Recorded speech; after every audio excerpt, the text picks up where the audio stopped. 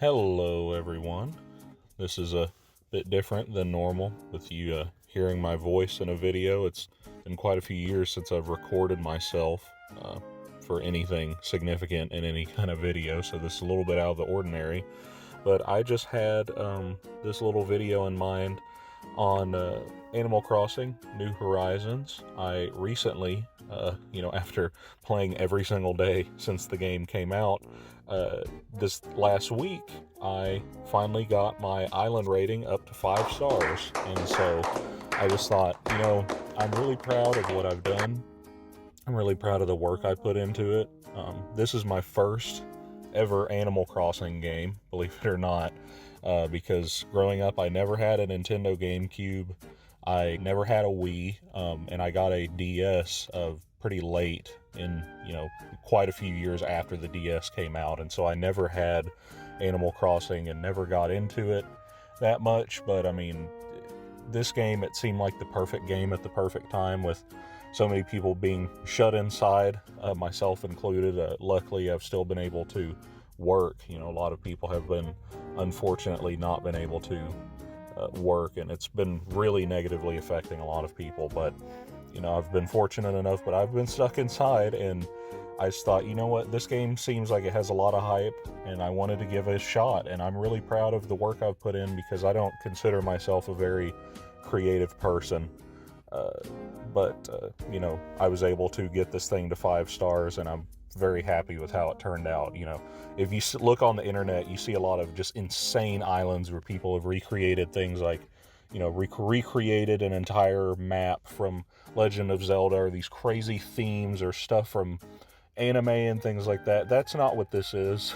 This is not like a theme island or anything. I've really, going into this, wanted to keep this as natural and as basically as fluid as possible. I didn't want to try to force anything. And so what you're looking at right now, obviously the map of my island, which is named Wishbone, because if you see just the main river system that goes down the middle, just kind of that shape reminded me of a wishbone. If you've ever seen a picture of that, or are familiar with what that is, it just, that branching, those two branches coming down from the stem, that just reminded me of a wishbone. And this is basically what it looked like when I first started the game. I've done very little in terms of moving bodies of water and, or cliffs or anything like that. I've really tried to keep this as genuine to the original design as I possibly could.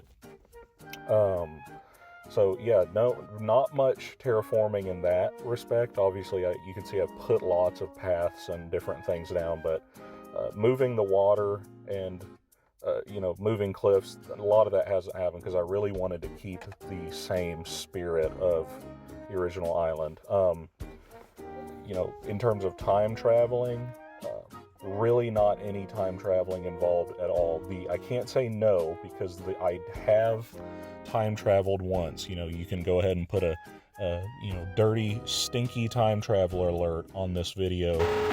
But I time traveled forward one day in order to demolish my original log bridge that I placed down, and replace it with a nicer brick bridge that matched the one I had put on the other side of the island. So I went forward one day so it could be demolished, and then started a new bridge in its place, and then went back to the original day. So that's my one time travel experience, just because I think it's kind of dumb that you can't replace a bridge or an incline or whatever with a better one in the same spot without taking a whole day to demolish it. And I didn't want to leave 3 of my villagers stranded on the other side of the island, which would have happened if I would have waited. So yeah, that's my one bit of time traveling, but everything else is normal, is just natural and organic. If we go forward to my residents who we have on the island, I have my starting villagers were Agnes, who is a sisterly pig villager, and Lyman, who is a jock koala, Those are my 2 starters. Those guys are great. We all set up shop in that middle big section of the branched rivers. That's kind of where we were forced to start on. And then my first 3 villagers that I invited from taking mystery island tours is Ketchup, who is a real favorite of mine. She is a peppy duck villager. The next was Hornsby. He is a lazy rhino villager. And then Norma, who is a normal cow villager. Those were my 3 that I invited, original 3 that I invited to get more residents on here. And they're all kind of on that same top right side of the island. As you can see, we put that bridge over there, and that's where they are. And then, as you can probably see, next to my character, to the right of my character, is Raymond. Yes, that is Raymond on my island. He got legit. I didn't have to do anything, as he was my original campsite villager. When I set up my campsite, the next day Raymond showed up and didn't have to do anything, didn't have to spin millions of bells or go on a million different mystery island visits. So that was pretty lucky in that respect. And I didn't even realize Raymond was so sought after until after I'd already got him, and I thought, well, that's pretty neat. But just for the record, he's not for sale. I'm not giving any of these guys up for anything. And then also below him is Queenie.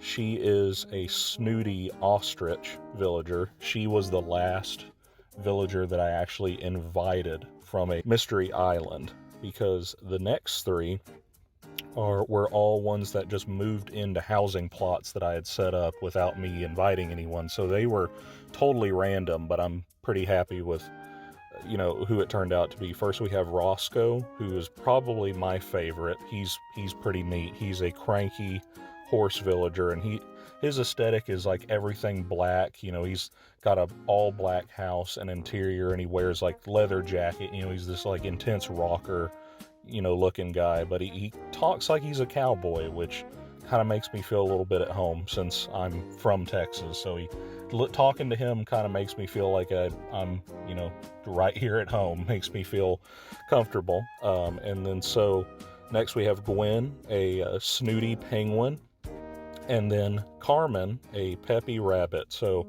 I'm pretty happy that all of the villagers I have, they're all different species. I'm kind of glad we don't have 2 of the same species. It keeps it very interesting, very diverse on the island. And so that's who we have going for the villagers. And so now we're going to start with the tour. I know this has really been dragging on so far, but we're going to start with the tour.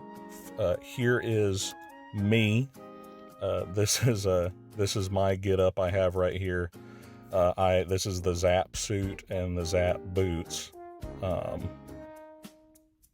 This is the Zap suit and the Zap boots with the pompadour headpiece and the curly mustache, just like a ridiculous old-timey superhero character guy. I don't know why I wanted this combination, but it just felt right, So without further ado, let's get into this. First, you have this judge's bell, which is that's pretty much customary. You got to ring it when you come in. It's not only just because it's fun to do, but lets you know you're here and we are open. Obviously, I love this sign. This is such a neat little sign. And then so moving forward, we have this little kind of plaza area that I set up with a nice fountain and benches and light poles. I put lots of benches and light poles around the island just to give it that feel of, this is a public place. There's lots of, good places to sit and just relax. I wanted to get that kind of feel for the island. And while we're here, KK's in town, so let's just take a minute to hear what he has to say.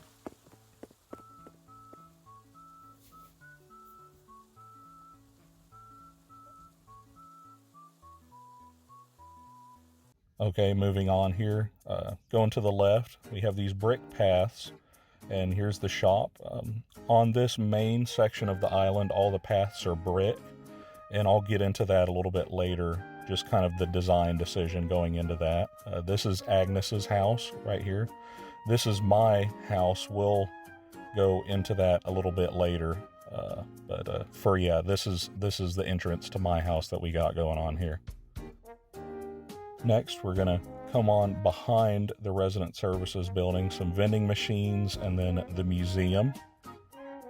And Able Sisters, just everything, you know, all these shops and everything, they're very tight, very compact, very compact in here, you know, just like it would be, you know, I would see, because everything branched out of resident services, and you know, it just went from there. So all these things, I wanted to keep them pretty close by. None of the buildings that I've put down have been moved. These are all the original spots of where they were. Hello, Agnes. This is Lyman's house. He said he wanted someplace with fresh air when we were first moving here, so thought might put him next to the beach. Here is just a little sandcastle and tire seat. Had a little trouble getting on that. Yeah, just a nice spot to chill out at. So we're going to go up the right side here. As you can also see, I have every kind of fruit on my island. Cherries were native to this island, but I've since planted every single kind of fruit.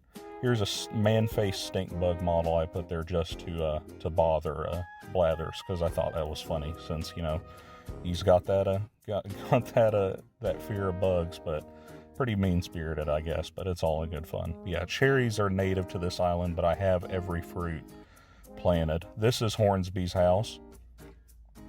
Over here, another bench. Here's a climbing wall. I thought it was so interesting, I wanted to put it somewhere, and that's really the only place I could think of that where it looks like it belongs, like it's not just sticking up really far into the air past the cliff, since you can't put two-story cliffs right there. Here's one of the ponds. This is Ketchup's house. If we go down a little bit further, this is, oh, there's Ketchup up there on the beach. Here is Norma's house. Now going down here, just below Norma's house, this is something I'm very, very proud of, because it took a long time to get this together. This is a baseball diamond I've made with a tree in there, just for good measure, just to give a little bit of an obstacle for the outfielders. But yeah, this took a few hours just to get the designs correct and in the right spot to get them to cooperate. And yeah, as you can see, the colors, black and orange with the W, because there's entire outfits, baseball jerseys that you can get in these color schemes and hats and things. And I bought the black and orange one when I saw it in the clothes shop at one point, just thinking like, oh, I like that color scheme, and I'm a big sports fan. I want to get a baseball jersey. And this was before I built the baseball diamond. But after I built the baseball diamond, I realized, hey, I have that jersey. I'm going to put it on. And when I put it on, I realized that the letter on the jersey was W, which is perfect since my island's name is Wishbone, and I didn't even mean to do that. So I picked the right baseball jersey without even thinking about it. So here we have a shaved ice stand, a lifeguard stand, you know, anyone playing in the ocean. Here's my pier. Oh, what is this? Let's take a break and fish this. I'm kind of interested to see what this could be. Just hope it's something neat. Let's give it a shot. And it's a flounder. That's okay. At least it's not a sea bass. So anyway, moving on. You know, we have the shaved ice stand. Here we have popcorn stand, and then cotton candy. You know, just nice, good day to go out to the ball game. You know, again, this is a part of the island that I'm very, very proud of and how it turned out. So moving on from the baseball field, we're going to go up the side of the beach here. Grab this really quick. And as you can see, looming in the distance, we have the Statue of Liberty, which is one of the presents you can get from Gulliver after helping him when he's stranded on your island. Then I have this little rocket here, which is actually a wardrobe. You can use it to change your clothes. But yeah, just wanted to put that there. Just kind of a little oddity that you can find if you head out to the, the very far extremities of the island.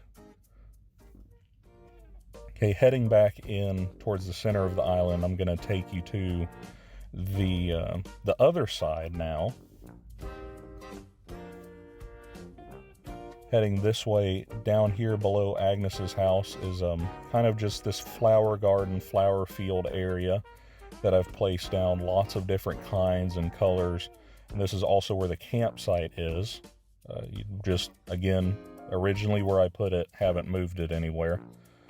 Now we're going to go down below the campsite is kind of a beachside restaurant area type thing with music playing. You can hear the music now. That's KK Imperial playing on this little portable record player. Just, cute little seaside dinner destination with this giant table, which cost a lot of money too. But it's this neat little spinny table, and it's a unique piece of furniture on the island, I think. Also, here is another present from Gulliver. This is a Moe head statue, just another unique item that you can get that I wanted to place somewhere. We're going to head on through the bamboo grove here to the left side of the island. And this is the man himself. This is Raymond's house. And wanted to put a little cat bed out here just because I thought it was funny since he's a cat. So he gets a cat bed.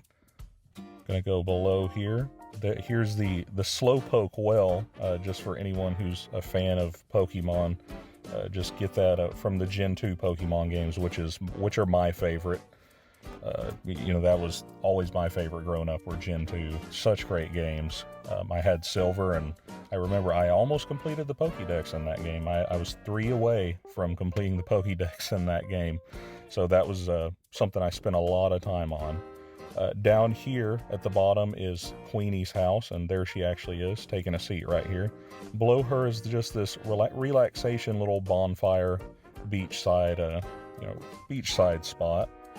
Gonna pick up this shell real quick, and then we're gonna head up the other side of the island. There's only one thing up here. You'll see it come into view shortly. There it is, the lighthouse. This looks really cool at night because it does light up, and it acts like a lighthouse. So going up here, just something that you can probably see. When we were on the middle of the island, the paths were brick. You had these benches with lights next to them. When you go to across the bridges, you have more stone work for the paths. And this is kind of the theme I had for the island, that the middle is very developed, very modern, and it was the original spot where we landed and set up, and so it's a bit more developed. But as you go out, things kind of get a little bit more wild. That was kind of the theme I had for this. And so going up here to the second level, you'll see, we have flowers here. These are mums. These are the ones that are natural to the island. I haven't really, haven't taken away any of them. I've planted more actually since we got here. And then this is a little bit more of a natural, more wild. We have log benches with torches now instead of electric lamps and regular park benches and things like that. And so that was really the theme I was going for. The further away you go, kind of the more wild it gets. Here is Roscoe's house. With my other pond that I have up here. So still a little just bit more organic, a little bit more natural look. And we head over here, and we have my bridge over the, the main stem river before it waterfalls down and branches out. Heading to the right, this is Gwen's house. She has a pretty neat interior in there. And I want to just go down real quick to show you. This is where we came out on the right side the first time. And show you something weird here. Look at this item.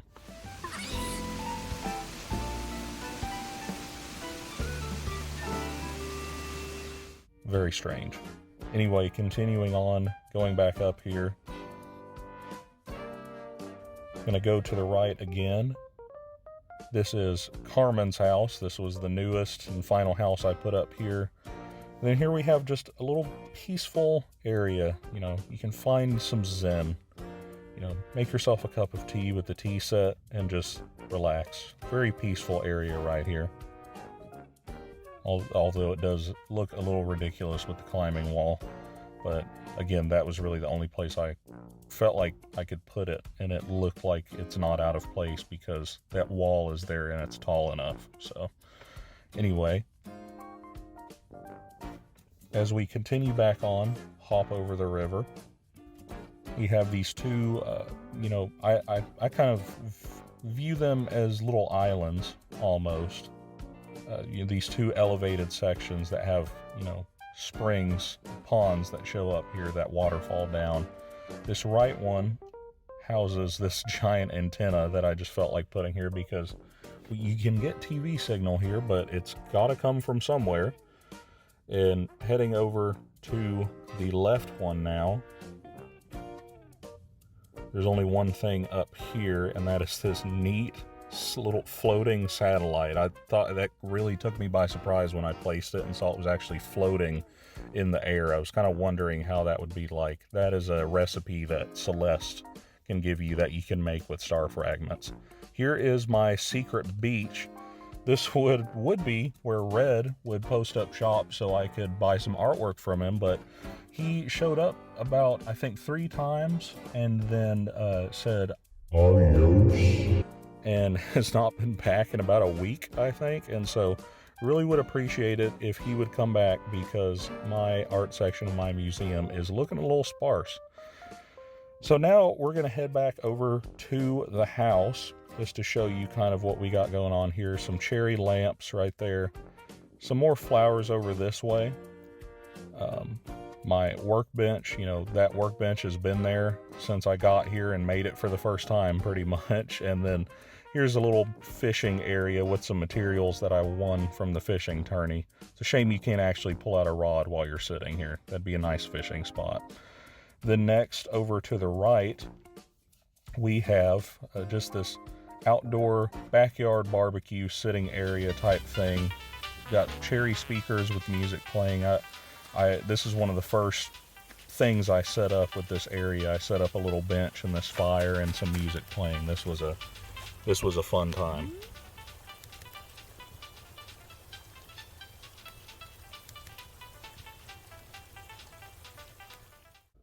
All right, and now we are going to head inside to see what's going on in here. And this is the living room. I really love this gold screen wallpaper that I have, because I was originally using the regular screen wallpaper, but this gold one looks really great, and you can see some of the artwork I have going on in here. Gonna head into the kitchen. This is kind of a bit of a diner style thing. We have a few diner theme items. I'm really happy with how this has turned out, just with the space that I have. Sadly, the diner counter doesn't perfectly line up with the window, but that's because I needed room to be able to get back towards the fridge. So what are you gonna do? You know, so it's a little bit off-putting, but it's fine. I think it looks okay in the grand scheme of things. Next, we're gonna head up to the bathroom.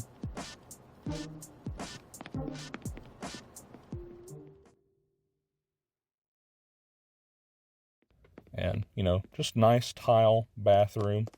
You have this lovely painting over the bathtub. And you look over here to the right, it is a soft serve hat, but it looks like a big pile of poo. So why not put it next to the toilet? I thought that was pretty funny, because I am a child. And then we go over here to this room. This room's a work in progress. This is meant to be kind of like a playroom, game room type thing. I want to get more arcade machines and like pinball machine to put in here.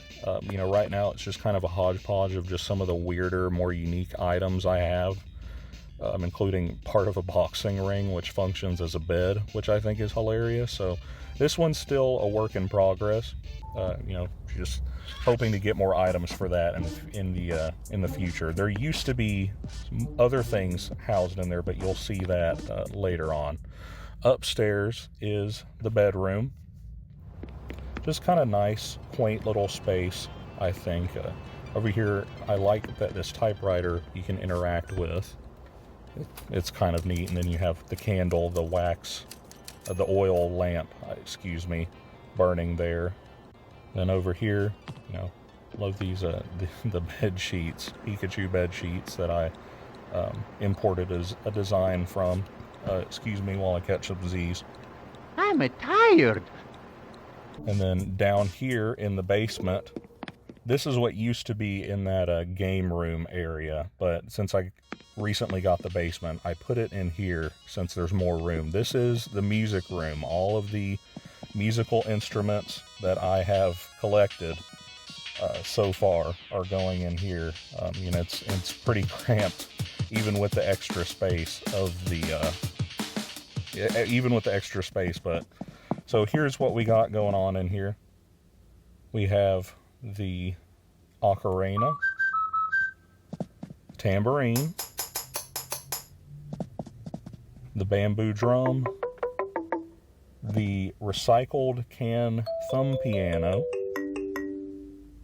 the pan flute, the wooden fish, the synthesizer, drums, as you heard before, rock guitar, acoustic guitar, ukulele, and then of course upright piano, and even a working metronome. So, which I think is pretty neat. But yeah, I'm, been involved in choir for a long time throughout my life. It was a huge part of my life, and I love music. And so when I saw that there's all these different instruments that you can get and play, I thought that was so awesome, and I wanted to start a collection of them. And so these are the ones that I have so far, and I know there's more, so I hope to get more in the future. But that is going to be it. I do appreciate you for taking the time to watch this long and kind of different video. I don't expect, more kinds of videos with my narration in them, because I don't really have a good setup. I don't have a mic or, a good way to do this. But this was just something I was really proud of, getting this island to 5 stars. And just really, it took a lot of work and a lot of patience, but it finally paid off, I think. And I feel really accomplished, especially with this being my first Animal Crossing game.